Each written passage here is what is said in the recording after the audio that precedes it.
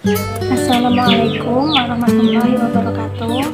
Perkenalkan, nama saya Romatia dengan NIM 20050036001, Prodi S1 Keuangan Syariah.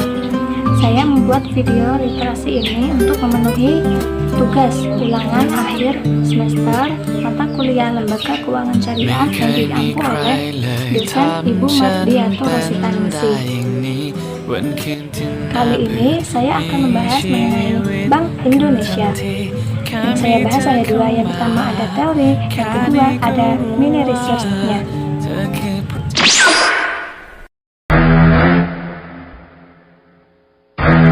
Yang pertama yaitu pengertian Bank Indonesia. Bank Indonesia merupakan lembaga negara yang independen, bebas dari campur tangan pihak lain ataupun pemerintah itu sendiri, kecuali untuk hal-hal yang secara tegas diatur dalam Undang-Undang Negara Indonesia.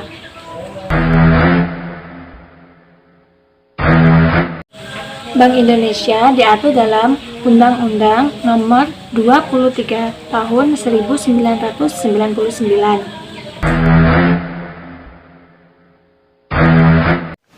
Yang ketiga yaitu fungsi dan peranan Bank Indonesia. Adapun fungsi itu sendiri yaitu yang pertama menetapkan dan melaksanakan kebijakan moneter. Yang kedua mengatur dan menjaga kelancaran sistem pembayaran. Yang ketiga mengatur dan mengawasi perbankan di Indonesia. Peranan Bank Indonesia.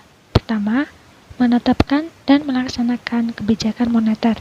Kedua, mengatur dan mengawasi perbankan di Indonesia. Ketiga, menyumbangkan saran yang berhubungan dengan perbankan, ekonomi, dan keuangan pada pemerintah. Yang keempat, mengurus rekening pemerintah atau pemegang kas negara. Yang kelima, memberikan pinjaman kepada bank yang berupa pinjaman likuiditas.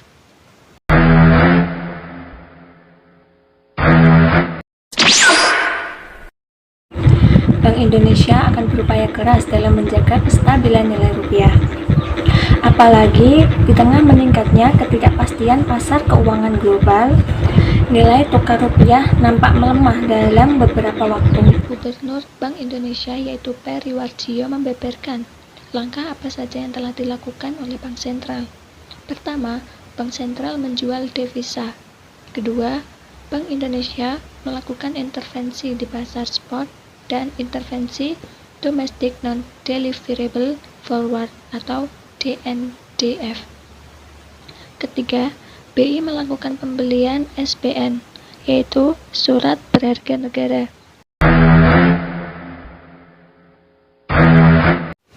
Perkembangan Bank Indonesia yaitu dilihat dari kantor cabang perwakilan Bank Indonesia di dalam negeri. Yang pertama, terdapat pada Provinsi Sumatera Selatan yang terdapat di Kota Palembang. Kedua, Provinsi Bengkulu terdapat pada Kota Bengkulu. Ketiga, Provinsi Lampung di Kota Bandar Lampung. Keempat, Provinsi Kepulauan Bangka Belitung terdapat pada Kota Pangkal Pinang.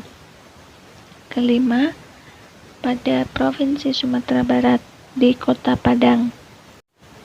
6. Provinsi Riau di Kota Pekanbaru.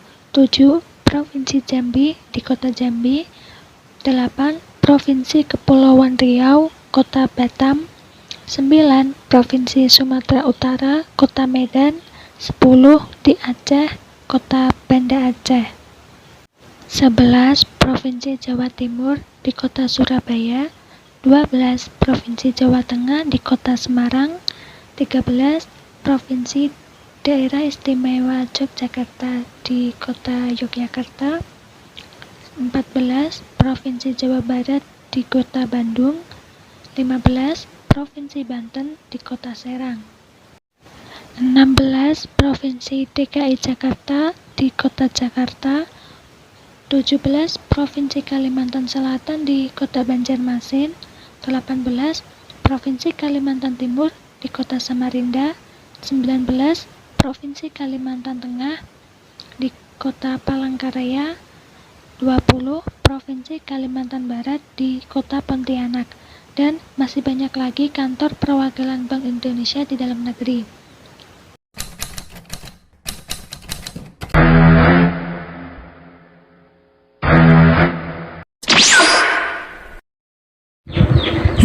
satu-satunya badan usaha yang berhak mencetak uang adalah Peruri, perusahaan umum percetakan uang Republik Indonesia yang terletak di Karawang, Jawa Barat. Bukan hanya uang, Peruri juga mencetak paspor, materai, dan sertifikat tanah. Dibuat dari kapas. Nah, sekarang dari bahan baku ya. Uang kertas rupiah berbeda dengan mata uang lainnya. Kalau pound sterling Inggris dibuat dari kertas polimer. Kalau bahan baku rupiah dibuat dari serat kapas. Padahal nih, kalau menggunakan polimer justru lebih bersih, lebih aman dan lebih tahan lama. Ternyata alasannya itu adalah perilaku dan kebiasaan kebanyakan orang Indonesia. Orang Indonesia itu masih sering menyimpan uang di dalam saku. Menurut Peruri, bahan serat kapas ini justru lebih tahan lama di suhu ekstrim. Sementara, kalau kertas polimer, kena setrika dikit aja bisa nempel di baju. Makanya, bahan serat kapas lebih cocok untuk uang kertas rupiah. Sesuai dengan perilaku orang Indonesia yang keseringan menyimpan uang di saku. Desain yang rumit. Uang rupiah sudah mengalami banyak sekali perubahan desain. Contohnya, uang nominal Rp1.000 sudah mengalami 11 kali pergantian desain. Desain-desain keren uang rupiah ini ditentukan oleh Bank Indonesia. Ini bukan gambar biasa ya. Teknik menggambar yang digunakan adalah sebuah teknik menggambar khusus dan dikerjakan secara manual. Nah, teknik ini disebut dengan gravure atau engraving. Hal ini untuk menjaga keamanan dari pemalsuan. Cara bikin uang. Uang kertas dibuat secara massal menggunakan cetakan logam yang terlebih dahulu diukir dengan desain yang telah disetujui tadi. Pengukiran dilakukan oleh manusia loh, bukan mesin. Hal ini untuk menjaga kerahasiaan dan ketelitian desain uang kertas. Nah, setelah cetakannya jadi, lalu diteruskan ke mesin cetak. Proses cetaknya sih nggak pakai lama ya, bisa mencetak ratusan lembar dalam waktu singkat.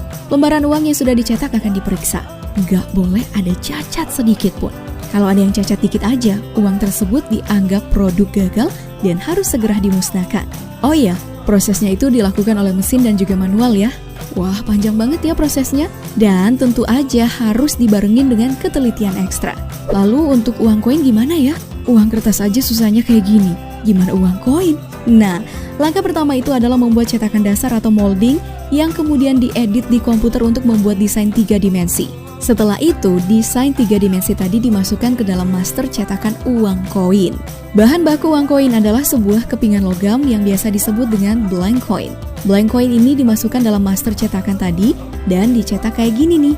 Simple kan? Nah, kalau udah selesai, uang koin siap deh dikemas dan didistribusikan.